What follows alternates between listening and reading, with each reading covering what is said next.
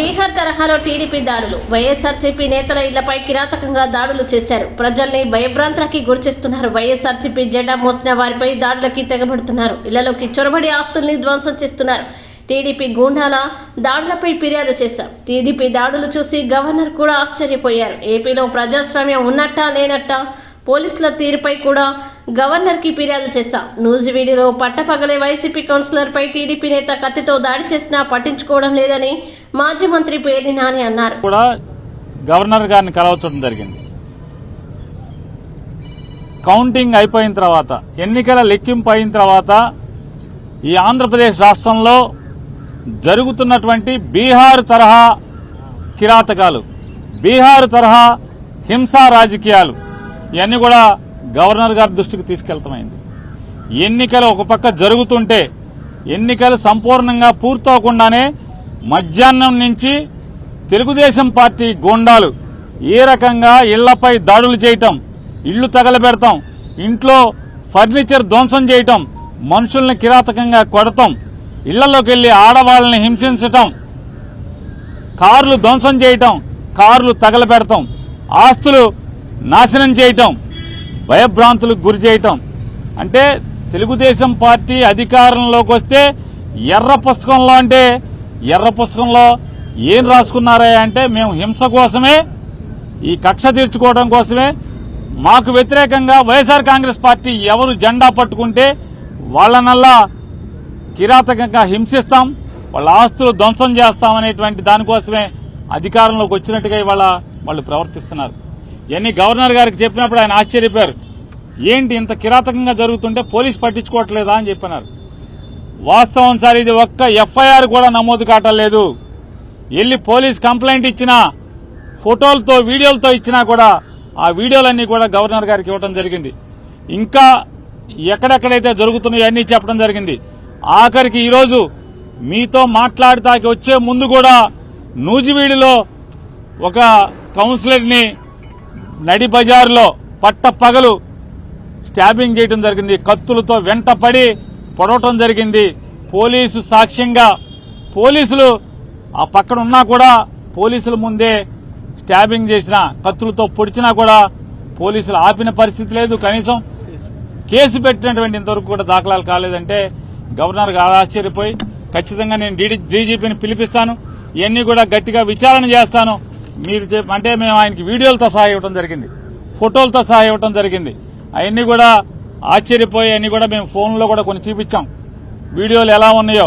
ఇంకా మా దగ్గర చాలా వీడియోలు ఉన్నాయండి అని చెప్తే అవన్నీ కూడా మా సెక్రటరీ గారికి పంపించండి, నేను చూస్తాను, వెంటనే యాక్షన్ తీసుకుంటాను. పోలీసుని గెలిపోవటంలు అనేవి సహజంగా ఉంటాయి, కానీ ఈ రకంగా కిరాతకం, ఈ రకంగా హింసా ప్రవృత్తి, ఈ రకంగా విధ్వంస ధోరణి అనేది చేస్తే ఇంకా ప్రభుత్వం ఎలా ఉన్నట్టా లేనట్టా, ఇది డెమోక్రసీ కదా అని చెప్పి ఆయన చెప్పడం జరిగింది. ఆయన కూడా సోదాహరణంగా వివరించాం.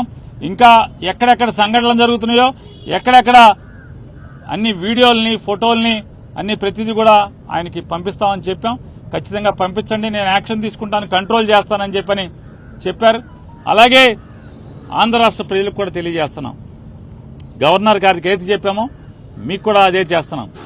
ఇవాళ అంటే 4వ తారీఖు మధ్యాహ్నం నుంచి ఏ రకంగా తెలుగుదేశం పార్టీ హింస ప్రవృత్తితో చెలరేగిపోతుందో, హింసను ఏ రకంగా ఈ ఆంధ్ర రాష్ట్రం మీద ప్రజ్వలింపజేస్తున్నారో, అంటే వాళ్ళు గెలిచింది ఈ రకంగా ధ్వంసకాండ కోసమా, ఈ రకంగా హింసాకాండ కోసమా ఇవాళ ప్రజలు ఓటేసిందా చంద్రబాబు నాయుడు గారికి, కూటమికి అని చెప్పని మేము మీ ద్వారా, ప్రజల ద్వారా ఇవాళ తెలుగుదేశం పార్టీని, కూటమి నాయకుల్ని హెచ్చరిస్తున్నాం. ఈ రకంగా మీరు ప్రోత్సహిస్తే ఈ సంస్కృతిని, బీహార్ సంస్కృతిని ఆంధ్ర రాష్ట్రంలో గనక మీరు బీజం నాటితే ఎల్లకాలం మీరేం ఉండరు కదా.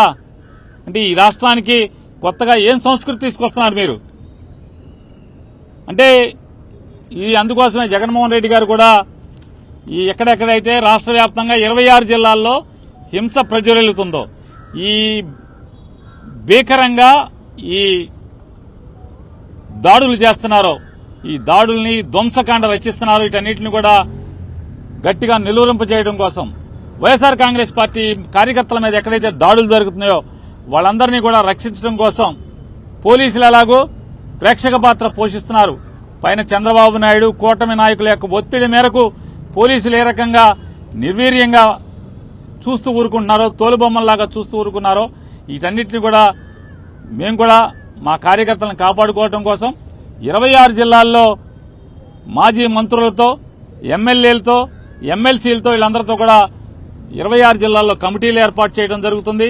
ఈ కమిటీలందరూ కూడా ఎక్కడెక్కడ తెలుగుదేశం ఈ కూటమి నాయకులందరూ కూడా ధ్వంసరచన చేసి ధ్వంసం చేస్తున్నారో, హింసాకాండ చేస్తున్నారో అక్కడ వైఎస్ఆర్ కాంగ్రెస్ పార్టీని వెళ్లటం, వాళ్ళని పరామర్శించడం, అక్కడ వీడియోలు ఫోటోలు మొత్తం తీసుకుని అక్కడ ఉన్న ఎస్పీని కలవటం, మీడియా ద్వారా ప్రపంచానికి తెలుగుదేశం పార్టీ కూటమి నాయకులందరూ కూడా ఎంత ధ్వంసం చేస్తున్నారో, హింస చేస్తున్నారో, మారణకాండ చేస్తున్నారో అదంతా కూడా ప్రపంచానికి చెప్పే కార్యక్రమాన్ని, మా కార్యకర్తల్ని కాపాడుకునేదానికి, మా కార్యకర్తలకు అండగా ఉండేదానికి ఈరోజు జగన్మోహన్ రెడ్డి గారు కమిటీలు వేశారు.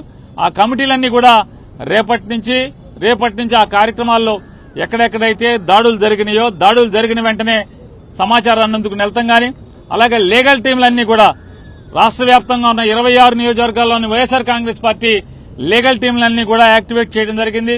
వాళ్లు కూడా ఎవరైతే రాజకీయ పార్టీ నాయకులతో పాటు వాళ్లు కూడా వెళ్లటం, కేసులు ఎక్కడెక్కడైతే కడతలేదో కేసులు చేసేదానికి కూడా ఎస్పీలని కలవటం, అలాగే ఆ వివరాలన్నీ కూడా మళ్లీ గవర్నర్ గారికి తీసుకొచ్చి ఇచ్చేదానికి కూడా ఇవాళ మేము నిర్ణయం తీసుకోవడం